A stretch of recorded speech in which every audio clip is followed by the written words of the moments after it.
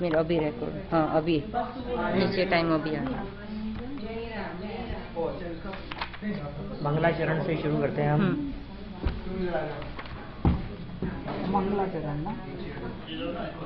मोक्ष मार्गस्य नेतारं वेतारं कर्म भूभृतां ज्ञातारं विश्वतत्त्वानां वन्दे तद्गुणलब्धये वन्दे तद्गुणलब्धये।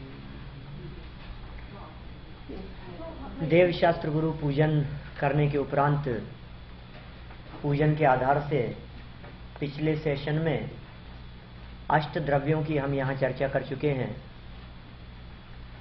पूजन के जो 8 द्रव्य बतलाए गए हैं, ये 8 ही द्रव्य इस जीव के निर्मलता की ओर अग्रसर कराने रूप परिणामों से संबंधित हैं।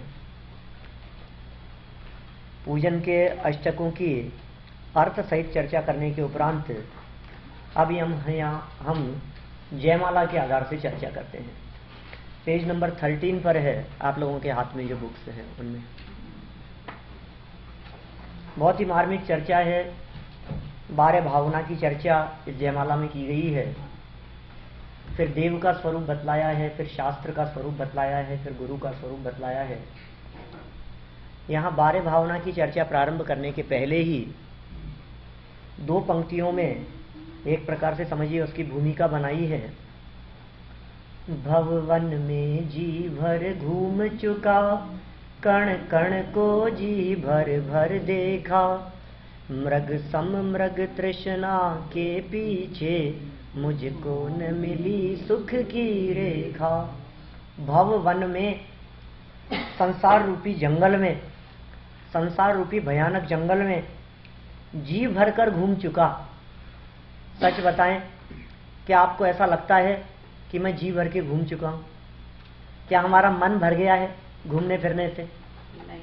अभी तो है, अभी हमें ऐसे लगता है कि यहाँ चलाते हैं, वहाँ प्रतिष्ठा हो रही है, वहाँ जाए आते हैं।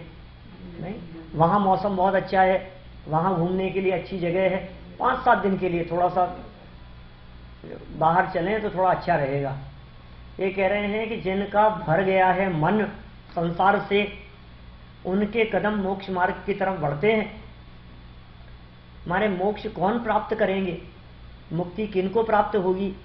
जिनको संसार से थकान प्राप्त हो गई है, उन जीवों को मुक्ति की प्राप्ति की होगी।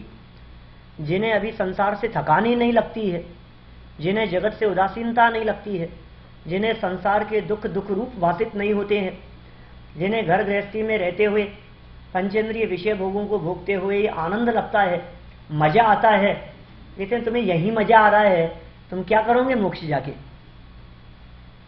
तो जिनको यहां मजा नहीं आ रहा, जिनको यहां अच्छा नहीं लग रहा है, जिनको परिवार जंजाल लगता है, घर गृहस्थी आफत लगती है, उन लोगों के लिए यह चर्चा है। भव वन में जी भर घूम चुका और कण कण को जी भर भर देखा। प्रत्येक कण को जी भर भर करके देखने का अभिप्राय शायद ऐसा कहना चाहते हैं कि इस लोकाकाश में कोई प्रदेश ऐसा नहीं है जिस प्रदेश पर हमारा जन्म नहीं हुआ हो। प्रत्येक प्रदेश पर जन्म हुआ है। जब हम क्षेत्र परावर्तन की चर्चा करते हैं, भाव परावर्तन आदि की चर्चा करते हैं, तो क्षेत्र परावर्तन ऐसा बतलाता है कि लोकाकाश के प्रत्येक क्षेत्र पर हमारा जन्म हुआ है, प्रत्येक प्रदेश पर हमारा जन्म हुआ है। इससे ज्यादा भरकर जी भर के देखना और क्या होगा?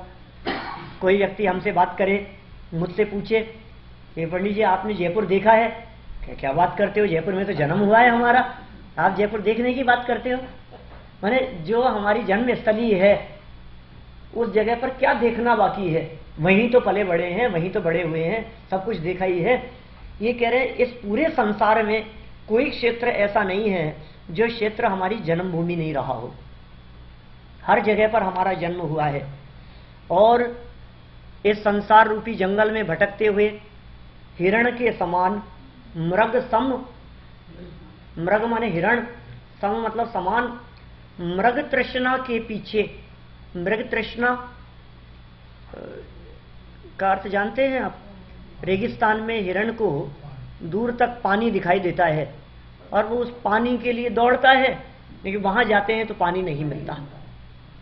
इस तरह से दौड़ता दौड़ता वो अपने प्राण गंवा देता है। ये कह रहे हैं जिस तरह से वो मृग तृष्णा के पीछे दौड़ता रहता है जल प्राप्ति की भावना और इच्छा से, उसी तरह इस संसार रूपी जंगल में, इस संसार समुद्र में, इस दुनिया में मैंने सुख की प्राप्ति के लिए बहुत प्रयास किए, बहुत भटका, लेकिन मुझको न मिली सुख की रेखा। मुझे लेश मात्र भी सुख नहीं मिला। अब ये कह रहे हैं 12 भावना की चर्चा यहां प्रारंभ कर रहे हैं। ये इसमें सबसे पहले अनित्य भावना। 12 भावनाएं हैं। आप जानते हैं 12 भावनाओं के नाम? कितने लोग जानते हैं 12 भावनाओं के नाम? आप लोग जानते हैं? क्रम है इनका एक व्यवस्थित। सबसे पहली भावना का नाम है अनित्य। देखिए सैकड़ों लोगों ने 12 भावना लिखी है, शताधिक 12 भावनाएं उपलब्ध है। बहुत विद्वानों ने, बहुत ज्ञानियों ने, कवियों ने 12 भावना की रचना की है, लेकिन सब में जो मूल बात है उसमें सबसे पहला छंद या सबसे पहले चर्चा, सबसे पहला टॉपिक अनित्यता से रिलेटेड होगा सभी भावनाओं में। सेकंड नंबर पर अशरणता की चर्चा होगी। तीसरे नंबर पर संसार भावना है, फिर एकत्व भावना, अन्यत्व भावना, अशुचि भावना, फिर आश्रव, संवर, निर्जरा, लोक, बोधि दुर्लभ और धर्म, इन भावनाओं की चर्चा की है। सबसे पहले अनित्यता की चर्चा क्यों की सभी आचार्यों ने, सभी विद्वानों ने? अनित्य शब्द का अर्थ होता है क्षणभंगुर। ये जीव जितने भी लोग दिखाई देते हैं वो सब क्या चाहते हैं? देखो भविष्य में तो हमें क्या मिलेगा कि क्या नहीं मिलेगा ये तो कौन जाने, लेकिन जो हमारे पास में है कम से कम उतना भी मेंटेन रहे ना, तो हमें लगता है चलो ठीक है, कोई बात नहीं, ये कम नहीं हो जाए। जैसे धन, पैसा, वैभव जो हमारे पास में है, इसमें थोड़ी बहुत भी कमी इसको बर्दाश्त नहीं होती, बढ़ता हुआ ही अच्छा लगता है। चाहे वो बैंक बैलेंस हो, चाहे कैश हो, कुछ भी हो, चाहे एफडी हो, लॉकर में पड़ा हुआ धन हो, हमें ऐसा लगता है कि आज यदि हमारे पास में 5 लाख है तो वो 5 लाख से कम नहीं होने चाहिए। साल 6 महीने बाद में यदि वो 5 से 4.5 लाख रह जाते तो लगता है अरे 5 तो पहले ही थे, 4.5 ही रह गए, 5 से तो ऊपर ही होने चाहिए। और फिर जब 5.5 6 लाख हो जाते हैं तो फिर सोचता है कि नहीं 6 लाख तो बहुत समय से, तो 6 से तो बढ़ने चाहिए, 6 से क्या होता है, मैंने बढ़ता हुआ ही अच्छा लगता है, या फिर जितना है उसमें कमी इसको बर्दाश्त नहीं होती। अनित्य भावना के माध्यम से आचार्य देव ऐसा कहना चाहते हैं कि झूठे जग के सपने सारे। यहां क्या बात कही है? जगत के जितने भी सपने हैं, तमन्नाएं हैं, आकांक्षा, इच्छाएं हैं, सब झूठी है, झूठी मन की सब आशाएं। तन, जीवन और यौवन, शरीर भी, हमारा वर्तमान जीवन भी और युवा अवस्था भी, ये सब अस्थिर है, स्थिर नहीं रहता है। क्षण भंगुर पल में मुरझावे, पल में मुरझा जाने वाला है। माने अनित्य भावना के माध्यम से सबसे पहले आचार्यों ने क्षण भंगुरता की चर्चा की, नाशवान पने की चर्चा की।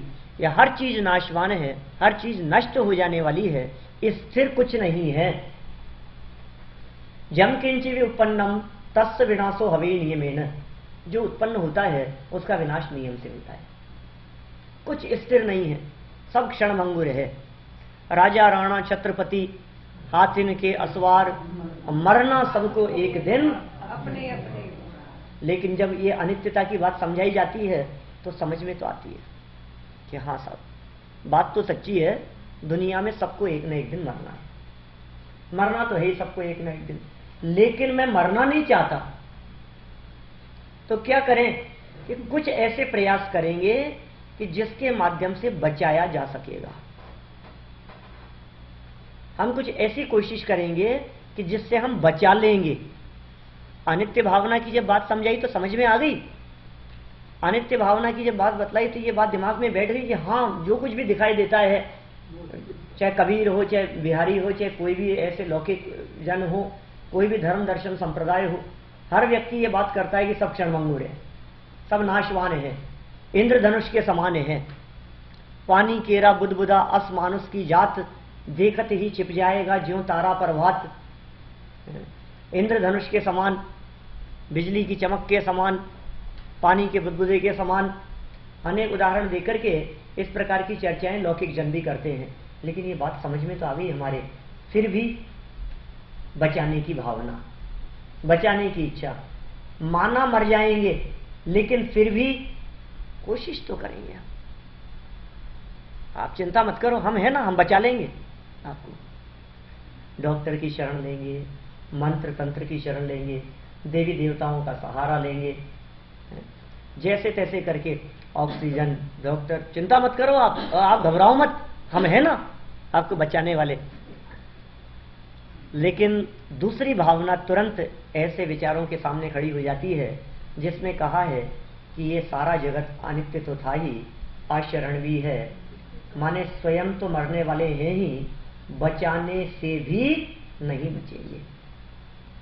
तो आशरण भावना में बचाने से भी नहीं बचेंगे, ऐसी चर्चा की गई। देखिए दूसरी भावना में क्या कहते हैं, सम्राट महाबल सेनानी उस क्षण को टाल सकेगा क्या, अशरण मृत काया में हर्षित निज जीवन डाल सकेगा क्या। आप कह रहे हो बचा लेंगे, कैसे बचा लेंगे, कोई बचा नहीं सकता है। अरे यदि बचाने से बचते होते तो आज तक दुनिया में कोई नहीं मरता, क्योंकि सबको बचाने वाले कोई ना कोई तो हैं। दल बल देवी देवता, माता पिता, परिवार, लेकिन मरते हुए व्यक्ति को कोई भी बचाने में समर्थ नहीं है। प्रत्येक व्यक्ति अपनी आयु के हिसाब से जीवित रहता है, कितना भी बड़ा से बड़ा सम्राट क्यों न हो, बलशाली हो, बहुत बड़ी सेना हो उसके पास में, लेकिन क्या वो उस क्षण को टाल सकेगा? मृत्यु के क्षण को टाला जा सकता है क्या? अशरण मृत मुर्दा शरीर में वो अपना जीवन डाल सकता है? नहीं डाल सकता है, माने बचाने से भी नहीं बचते हैं। जिंदगी एक पल कभी कोई बड़ा नहीं पाएगा, रस रसायन सुत सुभट कोई बचा नहीं पाएगा। वही बारह भावना की पंक्तियां हैं, ये भारत साहब की बारह भावना है। जिंदगी एक पल कभी कोई बड़ा नहीं पाएगा, रस रसायन सुत सुभट कोई बचा नहीं पाएगा। सत्यार्थ है बस बात यह, कुछ भी कहो व्यवहार में, जीवन मरण अशरण शरण कोई नहीं संसार में, कोई नहीं संसार में। एक पल मात्र के लिए भी कोई हमारे जीवन को बढ़ा नहीं सकता है। मरते समय ऐसी दशा होती है, आप जानते हैं मरण किसे कहते हैं? हमारे पास से कोई एक चीज चले जाती है ना, बहुत पीड़ित होते हैं, हम परेशान होते हैं। एक मोबाइल हमारा कहीं छूट जाए, फिर देखो आप हमारी आकुलता, कितने परेशान होते हैं। कोई भी चीज खराब हो जाए, टूट जाए, एक चीज का वियोग हो जाए, मरण उस चीज का नाम है जब एक चीज नहीं, सारे के सारे संयोग एक साथ हमसे छीन लिए जाते हैं, उसका नाम है मरण। क्या स्थिति होती होगी उसमें? एक बेटे का मरण हो जाए, बोलो 20 साल के बेटे का मरण हो गया, क्या दशा होती है हमारी, कैसी हालत होती है? 20 साल का बेटा नहीं रहा, अब तो साहब जीवन में कुछ नहीं बचा हमारे। ये कह रहे हैं एक बेटा ही गया है ना, यहाँ कह रहे हैं जब तुम चाहोगे ना यहां से, तब बेटा भी तुम्हारे साथ नहीं रहेगा, पत्नी पुत्रादि भी साथ नहीं रहेंगे, महल मकान आदि भी साथ नहीं रहेंगे, जेवर गहने कपड़े लत्ते सब चले जाएंगे। सबका एक साथ वियोग जब होता है उसे कहते हैं मरण। कोई अपना जीवन नहीं डाल सकता है उसमें। तो अनित्य भावना के माध्यम से क्षणभंगुर बने की बात की थी, फिर इसने ये कहा कि क्षणभंगुर है लेकिन मैं बचा लूंगा, तो फिर आशरण भावना तुरंत दूसरी खड़ी हो गई। और आशरण भावना में ये कहा गया कि बचाने से भी नहीं बचते हैं। फिर ये तीसरी बात कहता है कोई बात नहीं, बचाने से नहीं बचेंगे ना, मत बचने दो, जब तक है तब तक तो सुख भोग लेने दो। कोई भी चीज, माना कि कोई चीज बाजार से लाए, खराब हो जाएगी, चलेगी नहीं, लेकिन जितने समय उतने समय तो सुख भोग लेने दो यार, इसमें क्या समझदारी का काम है? कि आप बिना मतलब की बात करते रहोगे, नहीं नहीं ये तो जो है तो ठीक है कोई बात नहीं, लेकिन आप इनको भोगो भी मत, और ये तो चले जाने वाले हैं, नाश हो जाने वाले हैं, खराब हो जाएंगे, बचाने से नहीं बचेंगे, तो इसमें रोने में कौन सी समझदारी का काम है? आप मुंह लटका करके रोने लगो। आचार्य देव ये कह रहे हैं कि भैया विचार करो आगे। ये कहता है जब तक है तब तक सुख भोग लूं, तो फिर आचार्यों को तीसरी भावना लिखनी पड़ी आगे। अनित्यता में क्षणभंगुरता की बात कह दी, समझ में आ गई इसके कि क्षणभंगुर है, लेकिन इसने नया तर्क दे दिया कि हाँ साहब क्षणभंगुर तो है लेकिन मैं बचा लूंगा, तो फिर आचार्यों को दूसरी भावना लिखनी पड़ी, आचरण। जब इसने ये बात समझ ली कि हाँ बचाने से भी नहीं बचते हैं, कहाँ गए चक्री जिन जीता, सब अपने को ख्याल में आता है, राम रावण आदि बचाने वाला कोई नहीं रहा, तो समझ में आ गई आचरण तो है, लेकिन जब तक है तब तक तो भोग लेने दो। माना मोबाइल खरीद करके लाए, खराब होगा कि नहीं, कितने समय चलेगा, अनित्य भी है, फिर जब ज्यादा खराब होने लगेगा तो हम किसी इसको स्टोर पर ले जाएंगे, इसको ठीक कराएंगे, और फिर कितना भी कोशिश करें फिर वो कह देगा कि अब सही भी नहीं हो सकता। आचरण, अनित्यता भी समझ में आ गई, आचरणता भी समझ में आ गई। अब ये कहता है कोई बात नहीं, खराब होगा तब होगा, भी है तब तक तो मजे करो ना यार, क्या दिक्कत है। अब आज क्यों ऐसी चर्चा कर रहे हो, आज क्यों ऐसी बात कर रहे हो? तो फिर आचार्य देव को तीसरी भावना लिखनी पड़ी कि इस धोखे में मत रहना, इस संसार दशा में सुख नहीं है। तीसरी भावना का नाम लिखा संसार भावना। क्या बतलाया उसके माध्यम से? संसार रूपी महान दुख सागर के दुखमयी सुख रूपी आभासों में मुझको आज तक क्षण मात्र के लिए भी सुख नहीं मिला, मुझको न मिला सुख क्षण भर भी। किसमें नहीं मिला? कंचन में, कामिनी में और प्रासाद में। स्वर्ण में भी सुख नहीं है, कामिनी अर्थात स्त्री में भी सुख नहीं है, और प्रासाद अर्थात महलों में भी सुख नहीं है। जड़ जोरू और जमीन, तीनों की बात कह दी यहां। तीनों में से कहीं भी सुख नहीं है। जनाब लगता तो है हमारे को सुख, कि तुम्हें जो सुख लगता है ये तुम्हारा बहुत बड़ा भ्रम है, वास्तव में इनमें कहीं भी सुख नहीं है। तो फिर साहब भोगने दो ना, लेकिन कह रहे पागल है, जब हम कह रहे हैं इनमें सुख है ही नहीं तो फिर भोगने से मिलेगा क्या तेरे को? और यदि तो इनमें सुख भोगने का प्रयास करेगा तो उल्टा ऐसा कर्म बंधेगा कि फिर तेरे को भविष्य में भी दुख भोगना पड़ेगा। तो फिर ये नया तर्क करता है, कोई बात नहीं, कर्म बनेंगे ना, बंध जाने दो। कैसी बात कर रहा है? कर्म बनेंगे बंध जाने दो, कि हाँ बंधेंगे, ये सब फल मिलेगा तो रोएगा कि कोई बात नहीं, मिलेगा तब की तब देख लेंगे। अरे हमारे घर में बहुत संगठन है, मिल बांट के भोगेंगे। कोई भी चीज बाजार से लाते हैं तो अकेले के लिए थोड़ी ना लाते हैं, सब मिल बांट करके भोगते हैं, बहुत संगठन है हमारे घर में। तो फिर आचार्यों को इस संसार भावना के बाद में एकत्व भावना लिखनी पड़ी। मैंने संसार भावना के माध्यम से ये बतलाया कि इस संसार में सुख नहीं है, तो इसने कहा कि कोई बात नहीं, कर्म बनेंगे तो मिल बांट के भोग लेंगे। तो फिर एकत्व भावना लिखनी पड़ी, जिसमें कहा गया कि भैया कर्म तेरे को अकेले अकेले भोगने पड़ते हैं, इस भ्रम में मत रहना, इस धोखे में मत रहना कि घर वाले तेरे कर्म के उदय को भोग लेंगे। मैं एकाकी, एकत्व लिए सभी आते, तन और धन को साथी समझा था, पर ये भी छोड़ चले जाते, छोड़ करके चले जाते हैं। मेरे सर में दर्द होगा तो मुझे अकेले भोगना पड़ेगा, कौन साथ दे सकता है बोलो? अच्छा अभी अपन लोग लंच लेकर के आए, अपन लोगों ने सबने सामूहिक भोजन किया कि नहीं? सामूहिक किया?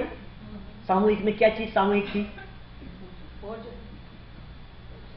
सब अपना अपना ही तो खा रहे थे, सब अपने अपने हाथ से खा रहे थे, सब अपने अपने मुंह में खा रहे थे, सब अपनी अपनी प्लेट से खा रहे थे। क्या सामूहिक था? माने देखिए, निश्चय से तो सब अकेले अकेले हैं ही, व्यवहार से भी सब अलग अलग ही हैं। व्यवहार से भी कोई किसी का साथ नहीं देता है, व्यवहार से भी तो साथ नहीं दिखाई देता। सामूहिक तीर्थ वंदना का कार्यक्रम, अब सामूहिक तीर्थ वंदना में क्या होगा जी? किसके पैर से चलेंगे अपन? व्यवहार से बात करता हूं, अपने पैर से चलेगा, अपने मुंह से स्तुति बोलेगा, अपने हाथ से अर्घ आदि चढ़ाएगा, भगवान को नमस्कार आदि करेगा, तो सब अलग अलग ही है कि नहीं? फिर क्या सामूहिक रह गया है?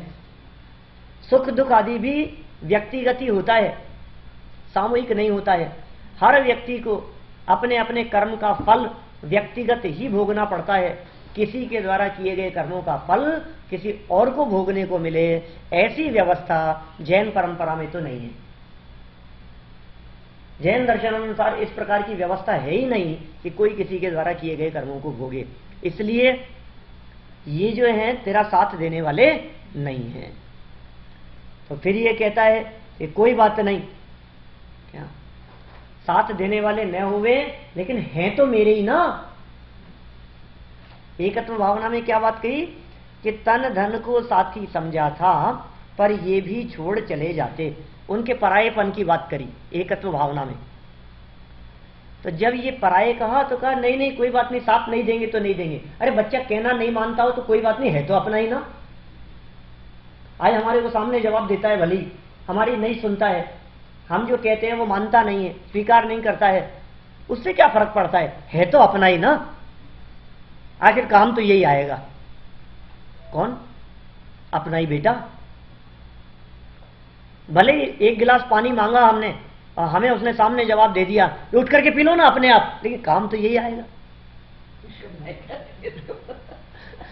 क्या काम आएगा पता नहीं, हमारे को कहना बिल्कुल नहीं मानता है, लेकिन फिर भी आखिर काम तो यही आएगा।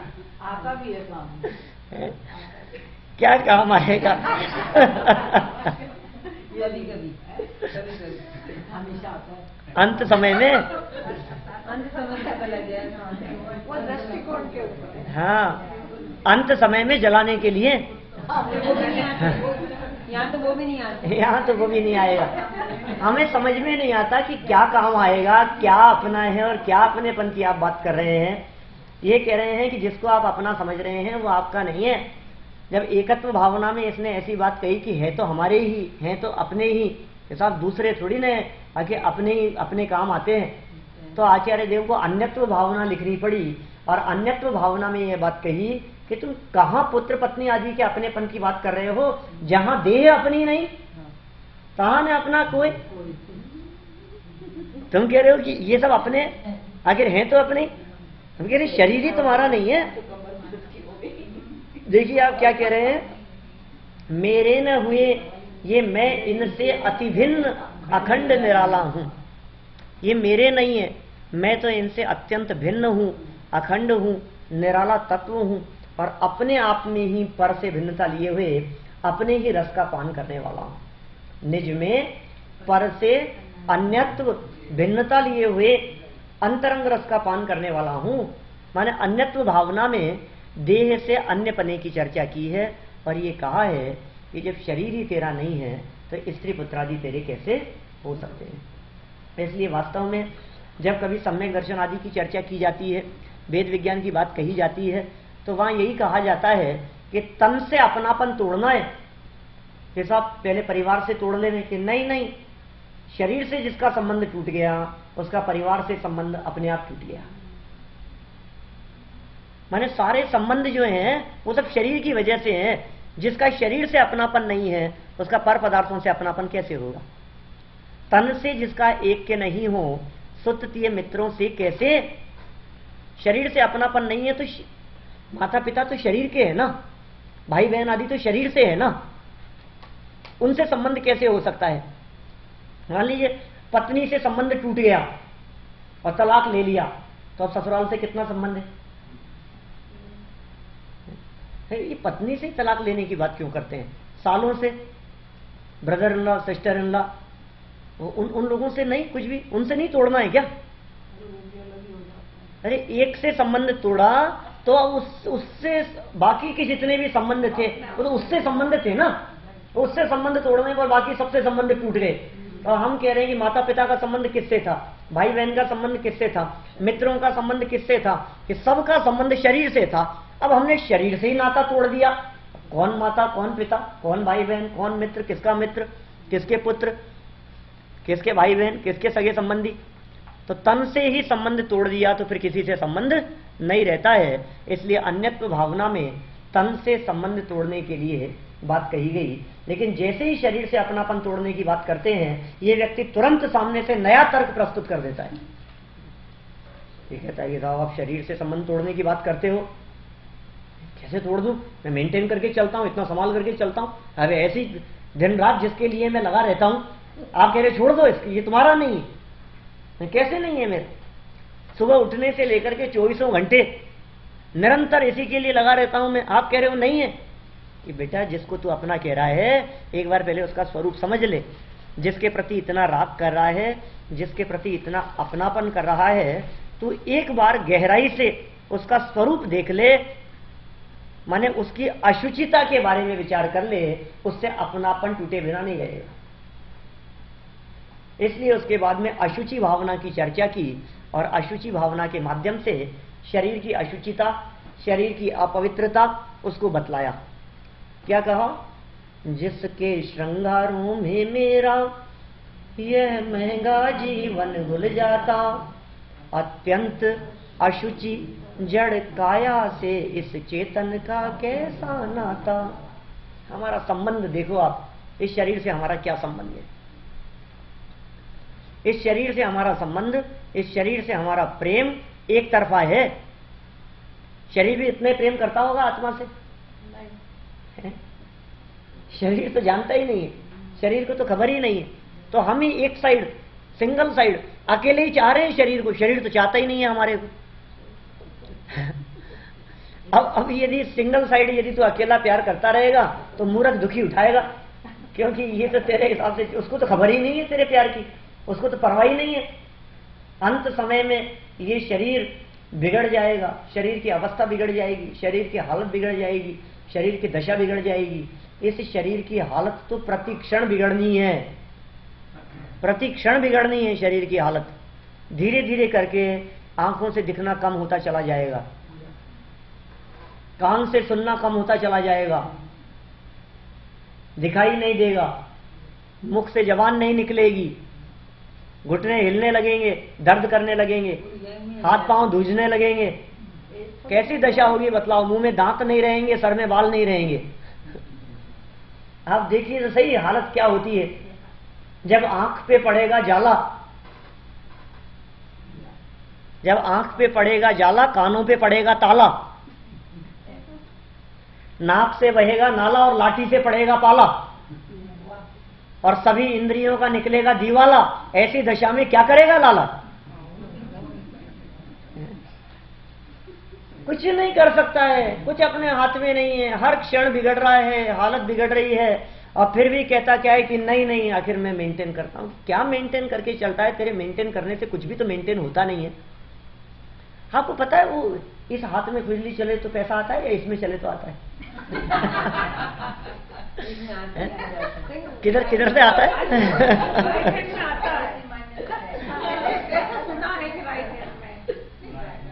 राइट से आता हो और लेफ्ट में चल रही हो खुजली, तो उसको रोक लो और इसको इसमें चलाओ ना।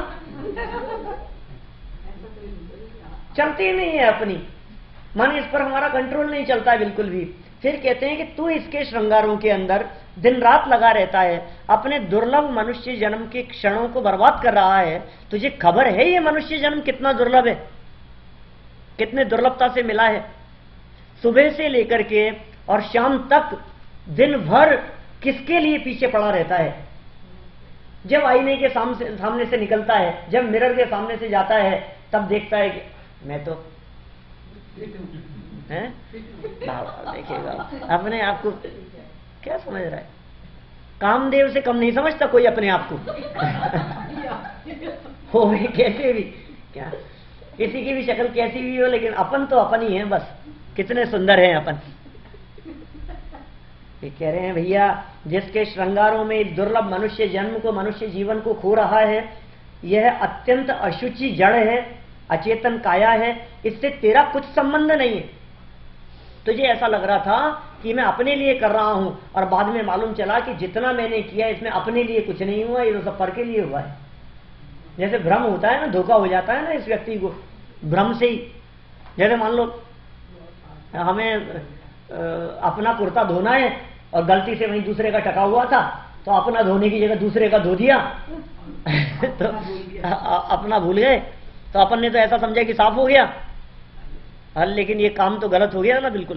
तो ऐसे कह रहे हैं कि तू जिसके पीछे पड़ा है, जिसके काम के लिए तू दिन रात लगा हुआ है, उसको नहलाता है, धुलाता है, साफ करता है, तेल मालिश करता है, एक्सरसाइज करता है, व्यायाम करता है, प्राणायाम करता है, योगा करता है, नहीं मॉर्निंग वॉक के लिए जाता है, दिन रात जिसके लिए लगा रहता है, तुझे पता है ये सब तो दूसरे का काम हो रहा है, इसमें तेरा तो कुछ भी नहीं हुआ, तो मूर्ख है। इसलिए सावधान रहने की बात करते हैं और कहते हैं इस मनुष्य जन्म की यदि दुर्लभता को थोड़ा बहुत भी समझ ले वे, क्योंकि ये जीवन एक बार यदि चला गया तो फिर दोबारा मिलने वाला नहीं है भैया। ये देह जो छूट रही है ना, देखिए ऐसा भी कहता है अरे राह छूटेगी तब छूटेगी, कोई बात नहीं, अभी कौन सी छूट रही है, ये बात कि मरेंगे तब मरेंगे, अभी से काहे को आप परेशान हो। अरे भैया कोई ये मनुष्य जन्म का सबसे वीक पॉइंट ये है कि इसमें पता नहीं लगता। हमारे अंदर में पिछले जन्म से हम कुछ पेट्रोल डाल करके लाए थे, गैस फिलिंग करवा के आए थे, और जितनी गैस डलवा करके लाए थे ना, ये मनुष्य जन्म वाली गाड़ी उतनी चलेगी, जितनी आयु हम लेकर के आए थे उतनी ही चलेगी। अब इसमें माइनस पॉइंट ये है कि इसमें रिजर्व सिस्टम नहीं है, क्या तो पता नहीं चलता कि अभी कितना बैलेंस में और बचा है वो। अब बैलेंस में कितना बचा है ये पता नहीं लगने से क्या होता है कि पता नहीं कौन से मोड़ पर जाकर खत्म हो जाए एकदम झटके से। हम तो सोच रहे हैं अभी तो और चलेगी, अभी तो और चलेगी, अभी तो क्या है, अभी तो उम्र ही कितनी सी हुई है, अभी से थोड़ी ना खत्म हो जाएगा।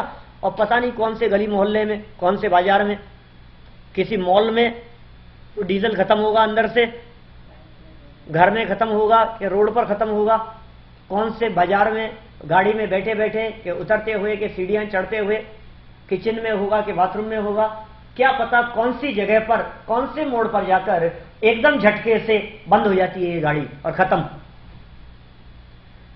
और जब हम किसी व्यक्ति से बात करते हैं, किसी व्यक्ति से का मतलब अपने अपने बारे में सोच ले वे, तो हर व्यक्ति ये जवाब देता है और 10-20 साल। क्यों साहब शांति भाई, और कितना समय है? 10-20 साल तो। और मैं रोहित भाई से पूछूं तो कहेंगे पंडित जी 20-30 साल तो अभी। सुरेश भाई आपसे पूछे तो क्या जवाब मिलेगा कि हाँ 5-7 साल 10 साल तो मान करके चलो अभी इतना तो। देखिए मैंने आज तक कभी किसी व्यक्ति से ये नहीं सुना कि बस आज। यदि किसी युवा व्यक्ति से पूछते हैं तो 30-40 साल की बात करता है, किसी 60 साल के व्यक्ति से पूछते हैं तो 10-20 साल की बात करता है, किसी 80 साल के 90 वर्ष के व्यक्ति से भी पूछते हैं तो भी कहता है और साल 2 साल के मेहमान है भाई हम, साल 2 साल के। लेकिन वो साल 2 साल कब दिनों के माध्यम से मिनट सेकंड में बदलते हुए कब पूरे हो जाते हैं पता नहीं लगता है। कितना समय है प्रभा बहन आपके पास में? आज कल 10 साल भी निकल जाए तो फिर परसों मेरे को दूसरी जगह देखनी पड़ेगी रुकने की। नहीं पर मेरे नहीं होने से व्यवस्था तो रहेगी, मेरे बिना भी संसार चलेगा, चिंता मत करो। देखिए अपने को ऐसा लगता ही नहीं है कि हमें भी जाना है। कितने लोगों को शमशान पहुंचा करके आए होंगे, कितने लोगों को जाते हुए देखा, लेकिन ये जीवन कौन से क्षण पूरा हो जाएगा। बातें करते हैं हम लोग, सब आत्मार्थी हैं, स्वाध्यायी हैं, सब तत्व चर्चा भी करते हैं, चिंतन मनन भी करते हैं। बात आज की नहीं है, वर्षों से सुन रहे हैं आप लोग, वर्षों हो गए सुनते हुए, खूब तत्व की चर्चा सुनते हैं और ऐसी बातें करते हैं। अरे भैया देह छूटने के पहले पहले तो कम से कम इस देह देवल में विराजमान भगवान आत्मा के दर्शन कर ही लेंगे। पंडित जी एक काम तो बस, शरीर छूटने के पहले पहले ये काम तो करना ही है। वो बोलते हैं हम सब ऐसा, सम्यक दर्शन तो कर ही लेंगे, शरीर छूटने के पहले पहले तो कम से कम ये काम हो जाएगा। फिर मैं पूछता हूँ शरीर कब छूट रहा है आपका? कि क्या पता, कभी भी कोई भरोसा नहीं है। तो कोई भरोसा नहीं है तो फिर उसके पहले पहले का क्या होगा, क्या मतलब रह गया उसका? ये बहुत दुर्लभ है, कभी भी खत्म हो सकता है। एक बार चला गया तो दोबारा मिलना आसान नहीं है। हमारे जयपुर की सत्य घटनाएं है। जयपुर के नजदीक है आमेर, 15 किलोमीटर की दूरी पर, जो किसी जमाने में राजधानी हुआ करता था। तो हमारे प्रवचन में आते हैं बुजुर्ग बाबूजी हैं, उनके पिताजी रोजाना जाया करते थे, रोजाना तो नहीं, हर संडे जाते थे वहां दर्शन करने के लिए, दिगंबर जैन मंदिर में अपने दर्शन के लिए पैदल जाते थे 15 किलोमीटर करीब हर संडे। बहुत पुरानी बात है। रास्ते में चलते चलते उनको कोई एक पत्थर सा दिखाई दिया, कुछ चमकदार सा था, और अच्छा पत्थर समझ करके उन्होंने, थोड़ा अच्छा लग रहा था, थोड़ा चलते चलते वैसे रोड पर चल रहे हैं, लकड़ी लेकर के चलते थे, मूड हुआ, अच्छा दिख रहा था, उठा करके उन्होंने अपने कुर्ते की जेब में रख लिया। कुर्ता धोती पहनते थे। थोड़ी दूर चलने के बाद में उनको क्या लगा कि यार मैं भी क्या मूर्ख हूं, मैं पत्थर ही लेकर, वजन लगने लग गया, वो क्या जेब में ले आया, मैं लटक रहा है पत्थर को ही लेकर के चल रहा हूं मैं। उन्होंने निकाल करके उस पत्थर को फेंक दिया। थोड़े समय बाद में जब वो पहुंचे जहां पहुंचना था, और वहां से जब लौट करके आए तो उन्होंने घर का ताला खोलने के लिए जेब से चाबियां निकाली, लेकिन जो चाबियां जेब से निकाली वे चाबियां सोने की हो गई थी, गोल्ड की हो गई वो चाबियां। ये क्या हुआ? उन्होंने शास्त्रों में सुन रखा था कि एक पारस पत्थर होता है कोई, जो लोहे को सोना बना देता है। वो जो पत्थर था वो तो पारस पत्थर था, क्या उससे लोहा सोना बन जाता। सत्य घटना है बिल्कुल। अब जब उनको पता लगा कि वो तो पारस पत्थर था, अब दौड़े वो उस जगह पर जाने के, ऐसा पत्थर मिल जाए लोहा सोना बन जाए। लेकिन खूब एड़ी से चोटी तक का जोर लगा दिया, कई दिन तक तलाश करते रहे, उनको वो पत्थर नहीं मिला। मिलेगा कि नहीं मिलेगा बोलो? अब नहीं मिलेगा। जबकि पता भी है 1-2 किलोमीटर आगे पीछे और कहां फेंका होगा क्या पता, सड़क पे फेंकते समय ध्यान थोड़ी ना रखा था कि मैं दोबारा उठाने आऊंगा। सोचिए, अब एक बार यदि चला गया, प्राप्त की हुई चीज यदि एक बार चले जाती है, छूट जाती है, उसका वियोग हो जाता है, तो उसे प्राप्त करना कितना दुर्लभ है। नहीं होती है फिर वो प्राप्त। ये मनुष्य जीवन भी एक बार यदि चला गया, दुर्लभ मनुष्य जीवन जिसके लिए हमें दुर्लभ क्षणों को बर्बाद कर रहे हैं, वो फिर दोबारा मिलने वाला नहीं है। शरीर की अशुचिता के बारे में विचार करें, शरीर की दुर्लभता के बारे में विचार करें, इसकी अपवित्रता के बारे में विचार करें कि ये शरीर साथ में रहने वाला नहीं है, परमानेंट रहने वाला नहीं है, नाशवान है, क्षणभंगुर है, अंदर से अपवित्र है, मलमूत्र आदि अपवित्र पदार्थ इसके भीतर में भरे हुए हैं। ठीक है, अपवित्र है ये। तो क्या कहते हैं यहां कि अच्छा इतना अपवित्र है, हड्डी खून मांस आदि भरे हुए हैं, भीतर ये असम जगत में और ना ही गिन गए, इसके समान घृणा करने वाला और कोई पदार्थ नहीं है। जब इतनी बात अशुचि भावना के माध्यम से समझाई गई तो इसके कुछ कुछ समझ में आने लग गई कि हाँ यार बात तो सच्ची है। ये जो चमकदार दिखाई देता है, थोड़ी सी परत मात्र भी ऊपर से उतार लो ना चमड़ी की, तो ऐसी दशा होती, खुद ही देखना पसंद नहीं करता, अपने को अच्छा नहीं लगता। उम्र जैसे जैसे बढ़ती चली जाती है, अपना ही चेहरा बिगड़ने लग जाता है, चेहरे पर झुर्रियां पड़ने लग जाती है, आंखों के नीचे डार्क सर्किल हो जाते हैं, और पता नहीं क्या क्या निशान दाग धब्बे हो जाते हैं। अपने को ऐसे लगता है कि लेकिन भैया अंदर जो भरा था वही तो निकलेगा बाहर।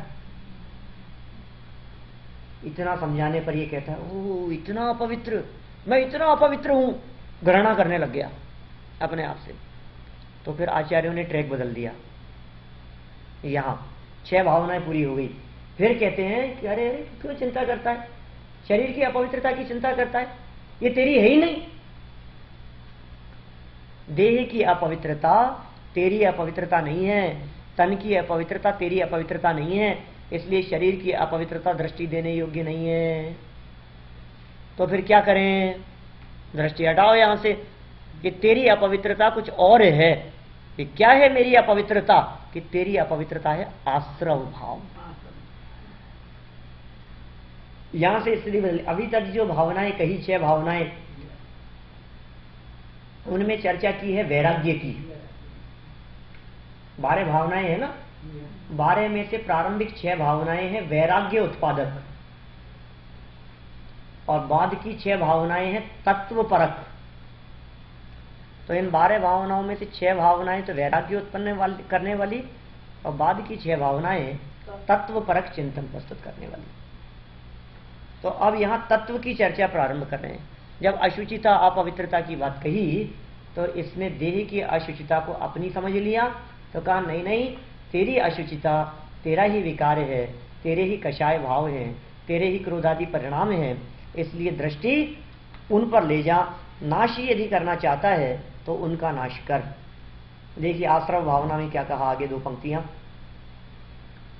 दिन रात शुभाशुभ भावों से मेरा व्यापार चला करता, मानस वाणी और काया से आश्रम का द्वार खुला रहता। क्या कह रहे हैं? दिन रात शुभाशुभ भावों से। आप बिजनेस करते हैं अंकल कि सर्विस? बिजनेस। और आप सर्विस करते हैं? शांति भाई आप सर्विस करते हैं? यहां कह रहे हैं ये कि आप जो लोग सर्विस करते हैं वे भी बिजनेस करते हैं। जो बिजनेस करते हैं वे तो बिजनेस करते ही हैं, लेकिन जो सर्विस करते हैं वे भी सर्विस नहीं करते, वे भी बिजनेस करते हैं। काहे का बिजनेस करते हैं? कैसे चलता है बिजनेस? कि शुभाशुभ भावों का बिजनेस चलता है, शुभ और अशुभ भावों का व्यापार चलता है। कि कब चलता है ये व्यापार? कि आपका बिजनेस चलता होगा 6 घंटा, 8 घंटा, 10 घंटा, 24 घंटे में से, लेकिन एक ऐसा बिजनेस और है जो अंदर में चलता है और 24 घंटे चलता है, नॉन स्टॉप है, 24 आवर्स वर्किंग है यहां। किससे? शुभ और अशुभ रूपी भावों से मेरा व्यापार चला करता। कि कैसा व्यापार चल रहा है शुभ अशुभ भावों से? व्यापार तो उसे कहते हैं कोई चीज खरीदी जाती है, कोई चीज बेची जाती है, कुछ प्रॉफिट होता है, कुछ लिया जाता है, कुछ दिया जाता है। यहां क्या होता है कि मन वचन काय रूपी द्वार के माध्यम से कर्मों को ग्रहण करना यह आवक है क्या, और छोड़ना ये शुभाशुभ भावों के माध्यम से व्यापार चलता है। कि प्रॉफिट क्या होता है? कि प्रॉफिट हो रहा है ना, कार्बन वर्गणाएं आ रही है। कि लॉस क्या हो रहा है? कि आकुलता व्याकुलता, ये नुकसान हो रहा है। तो निरंतर आकुलित व्याकुलित होता रहता है, निरंतर पीड़ित परेशान होता रहता है, और इन शुभाशुभ भावों के माध्यम से आश्रम का द्वार खुला रहता है। मन वचन काय की प्रवृत्ति के माध्यम से नवीन कर्मों का आना चलता रहता है। यही तेरी अशुचिता है, यही तेरी अपवित्रता है। तो रुकेगी कैसे? धोएंगे कैसे? कौन से पानी से नहाए? कितनी बाल्टी पानी से नहाए कि आश्रम धुल जाए? कौन सी जगह पर नहाए? कौन सी नदी में? गंगा मैली हो गई पापियों के पाप धोते धोते। ये कह रहे हैं कैसे हो गए? नहीं, आश्रम को धोने के लिए संवर चाहिए। आश्रम कैसे धुलता है? आश्रम रूपी विकार कैसे मिटता है? संवर के माध्यम से मिटता है। इसलिए आगे की पंक्तियों में संवर की बात कही है। क्या कहा? शुभ और अशुभ की ज्वाला से झुलसा है मेरा अंतस्थल।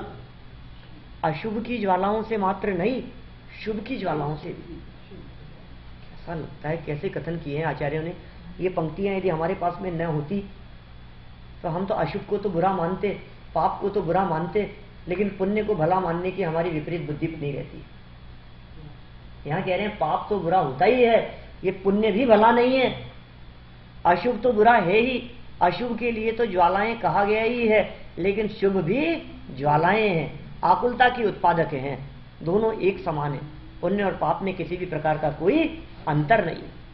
ऊपर ऊपर से देखने पर हमारे को अंतर दिखाई देता है, लेकिन बनारसी दास जी ने दोनों के लिए चांडालिनी के पुत्र कहा है।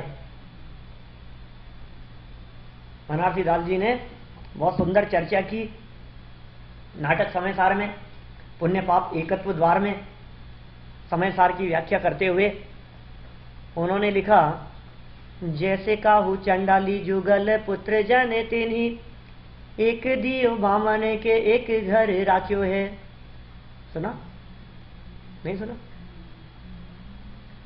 किसी चांडालिनी ने 2 जुड़वा पुत्रों को जन्म दिया, एक को अपने घर में रखा और एक ब्राह्मण के यहां गोद चला गया। क्या कह रहे हैं वो? जैसे काहू चंडाली जुगल पुत्र जन तिन्ही, एक दियो बामण के एक घर राख्यो है। बामण कहायो तिनी मध्यमा से त्याग कीनो, चंडाल कहायो तिनी मध्यमा से चाख्यो है। तैसे एक वेदनी करम के जुगल पुत्र, एक पाप एक पुण्य नाम भिन्न राख्यो है, किंतु दोहू माई दौड़ धूप दोहू कर्म बंध रूप, याते ज्ञानवंत नहीं को अभिलाख्यो है। जिस तरह किसी चांडालिनी के यहाँ दो जुड़वा पुत्रों का जन्म हुआ हो, दो में से दोनों थे जुड़वाई, दोनों के रगों में उसी चांडालिनी का खून बह रहा है, वही कुल और उसी कुल के हैं। एक ब्राह्मण के यहाँ चला गया और एक उसी कुल में रहा। जो ब्राह्मण के चला गया वो अच्छा दिखता है, पवित्र दिखता है, मध्य मांस को नहीं खाने वाला दिखता है, और जो चांडाल के घर में रहता है वो मध्य मांस खाने वाला दिखता है। ऊपर ऊपर से देखने पर दोनों अलग अलग दिखाई दे रहे हैं, लेकिन दोनों की रगों में एक ही खून बह रहा है। इसी तरह से इस वेदनीय कर्म के भी दो जुड़वा पुत्र हैं, एक का नाम साता है, एक का नाम असाता है, एक का नाम पाप है, एक का नाम पुण्य है। एक को शुभ कहते हैं, दूसरे को अशुभ कहते हैं, लेकिन दोहू माई दौड़ धूप दोहू कर्म बंध रूप, दोनों में दौड़ धूप है, दोनों ही कर्म बंद करा देने वाले हैं, दोनों ही जीव को बांधने वाले हैं, दोनों ही जीव को दुखी करने वाले हैं, पीड़ित करने वाले हैं। तो दोहू माई दौड़ धूप दोहू कर्म बंध रूप, याते ज्ञानवंत नहीं को अभिलाख्यो है। इसलिए जो ज्ञानवंत हैं, इसलिए जो ज्ञानी जीव हैं, वो दोनों में से किसी की भी अभिलाषा नहीं रखते। तो इन्होंने कह दिया कि हमारा अंतःस्थल जो है ये शुभ और अशुभ की ज्वालाओं से झुलस रहा है, और शीतल सम्यक्त्व की किरणें अंदर में जागृत हो जावे तो संवर का बल प्रकट होता है। संवर होने से भी काम नहीं चलेगा। क्यों? क्योंकि संवर से नवीन कर्मों का आश्रय तो नहीं होता है, लेकिन पहले के बैठे हुए कर्मों का क्या होगा? बैठे पूर्व चोर, उनका क्या होगा? नए कर्म तो बांधना बंद कर दिया आपने, संवर हो गया, लेकिन पूर्वबद्ध कर्म तो पड़े हैं, अंदर में बंधे हुए हैं, तो कहा उसके लिए निर्जरा की जरूरत है। ले क्या कहते हैं आगे?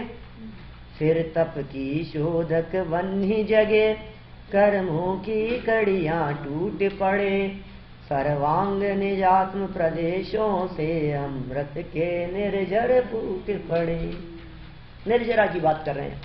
तप की वन्नी अग्नि, शोधक शोधन कर देने वाली, जब अंदर में जलती है तो कर्मों की कड़ियां टूट पड़ती है, आत्मा के प्रत्येक प्रदेश प्रदेश से अमृत के झरने फूट पड़ते हैं।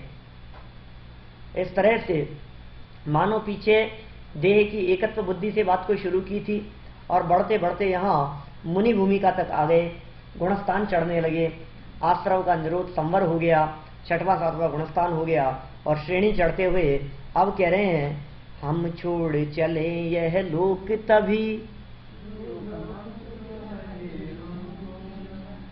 निज लोक हमारा वासा हो, शोकांत बने फिर हमको। लोक भावना के माध्यम से लोक का चिंतन प्रस्तुत किया।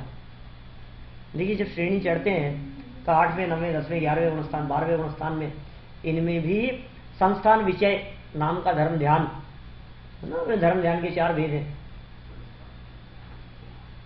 शुक्ल ध्यान के भेद हैं, ठीक है ना, 4 धर्म ध्यान के भेद हैं, 4 शुक्ल ध्यान के भेद हैं। तो उन भेदों में भी ये संस्थान के स्वरूप के संदर्भ में चिंतन किया जाता है, चिंतन चलता है अबुद्धिपूर्वक श्रेणी चढ़ने के काल में भी। तो मानो इस लोक को छोड़कर हम लोक के अंत में क्षण में ही जाकर के विराजमान होने वाले हों, हमारा लोक ही निवास हो, निज लोक, और फिर शोक का सदा सदा के लिए अंत हो जाए, तो हमें क्या फर्क पड़ता है? बोधि दुर्लभ की प्राप्ति हो जाती है, केवल ज्ञान की प्राप्ति हो जाती है। जागे हमारे हृदय में दुर्लभ बोधि है प्रभु, और जो दुर्नय है, दुर्नय रूपी अंधकार, तम शब्द का मतलब अंधकार, सत्वर टल जावे, शीघ्र ही नाश को प्राप्त हो जावे, और हम ज्ञाता दृष्टा रह जावें, हमारा घमंड अभिमान मोह विनाश को प्राप्त हो जावे। फिर तब जाकर के सच्चा धर्म प्रकट होता है, शाश्वत धर्मात्मा हो जाते हैं, सिद्ध दशा की प्राप्ति होती है। इसलिए अंत में धर्म भावना के माध्यम से कहा चिर रक्षक धर्म हमारा हो, और धर्म हमारा चिर साथी। ये बंद हो गया है ना। और जग में न हमारा कोई था, हम भी न रहे जग के साथी। जगत में भी हमारा कोई नहीं था और हम भी जगत के साथी न रहे। इस तरह से ये 12 भावना के माध्यम से एक क्रमिक विकास और एक क्रमिक चिंतन प्रस्तुत किया गया है, जो न केवल यहाँ है, अभी तो कोई भी 12 भावना उठा करके देख ले में सब में इसी प्रकार का चिंतन मिलता है। देव शास्त्र और गुरु के स्वरूप के संदर्भ में चर्चा की है। आगे देव का स्वरूप बतलाते हुए कहा है कि हे प्रभु, आपके चरणों में आया हूँ यह सोच करके कि मुझे शीतलता मिल जाएगी। मेरी ज्ञान रूपी लताएं जो मुरझाई हुई थी उन्हें आप नहीं खिलाएंगे, मेरे ही अंतरंग बल से मानो वे खिल जाएगी। मैं सोचता तो ऐसा था कि इन भोगों के माध्यम से मेरी इच्छाएं शांत हो जाएगी, इच्छा रूपी ज्वालाएं अभाव को प्राप्त हो जाएगी, लेकिन ज्यों ज्यों मैंने उनका पान किया, ज्यों ज्यों प्रभुवर जल पान किया, त्यों त्यों तृष्णा की आग जली। मैं तो ऐसा समझता था कि मानो बुझ जाएगी, हमारे यहाँ आग लग गई। तो हमने पूछा कि क्या करें आग को बुझाने के लिए, तो किसी ने कहा पानी है आपके पास में, तो पानी डाल दो। पानी की बात करते हो, हम घी के पीपे डालते हैं, बुझेगी कि नहीं बुझेगी? अग्नि बुझाने के लिए पानी चाहिए, घी से नहीं बुझेगी। तो हमने इन तृष्णा की अग्नि को बुझाने के लिए पंचेंद्रीय विषयों का सेवन किया, तो कैसा काम हो गया, मानो पावक में घी डाला, मानो अग्नि में घी डालने का काम कर रहे हैं। आज तक किसी व्यक्ति की भूख भोजन करने से नहीं मिटी। किसी एक की भी भूख मिट गई हो तो बताओ। हम सब भोजन करते हैं रोजाना, दिन में 2 टाइम। किसी की भूख मिटी है आज तक कभी? माने भोजन करके कभी किसी की भूख नहीं मिटती है। तो भूख मिटाने का उपाय भोजन करना नहीं है, भूख मिटाने का उपाय भोजन का त्याग कर देना है। तो पंचेंद्रिय विषय भोगों को भोग करके तृप्ति मिल जाएगी, फ्री हो जाएंगे। एक बार भोग ले लें। दुनिया में ऐसी चर्चा करने वाले भी हुए हैं बहुत, जो भोग से मुक्ति की बात करते रहे। ये कह रहे हैं कि नहीं होता है। ये दशा क्या होती है कि ज्यों ज्यों प्रवृत्त होते हैं त्यों त्यों और ज्यादा वो आग बढ़ती चली जाती है। हे जिनेंद्र देव, आपके चरणों की पूजन करके भी मैंने पंचेंद्रिय इंद्रिय सुखों की ही अभिलाषा रखी, उसी की कामना रखी। अब तक हे भगवान मैं सच्चे सुख की परिभाषा भी नहीं समझ सका। अब तक न समझ ही पाया प्रभु सच्चे सुख की भी परिभाषा। लेकिन आप तो अभिकारी हो, जगत में जगत से न्यारे रहते हो, इसलिए आपके चरणों में ये सारे जगत के माणिक मोती समर्पित हैं। अतएव झुके तब चरणों में जग के माणिक मोती सारे। जिनको चाहिए उनको मिलता नहीं है, और जिनको नहीं चाहिए उनको मिलता है। हम दुनिया को जानना चाहते हैं तो दुनिया जानने में नहीं आती है, और जब बीतरागी हो जाते हैं तो दुनिया अपने आप जानने में आ जाती है। ऐसा ही स्वरूप है। इस तरह से देव का स्वरूप बतलाया, और फिर वाणी का स्वरूप सिर्फ 2 पंक्तियों में बतलाया है कि हे जिनेंद्र देव, आपकी वाणी जो जिनवाणी कहलाती है, जो शास्त्र कहलाते हैं, वे शादवादमयी है। शुभ नए के झरने झरते हैं उसमें, सम्यक नयों के, निश्चय नए, व्यवहार नए, ज्ञान नए, शब्द नए, अर्थ नए, नैगमादि नए। और उस स्यादवाद रूपी पावन नौका के माध्यम से ही लाखों लोग, या जिनवाणी रूपी पावन नौका के माध्यम से ही लाखों लोग इस संसार रूपी समुद्र से, वारिधि मतलब समुद्र, इससे तिर जाते हैं, माने पार हो जाते हैं। इस तरह से 2 पंक्तियों में शास्त्र का स्वरूप बतलाया। फिर गुरु का स्वरूप बतलाते हुए कहते हैं कि हे गुरुवर, आपका जो ये नग्न स्वरूप दिखाई देता है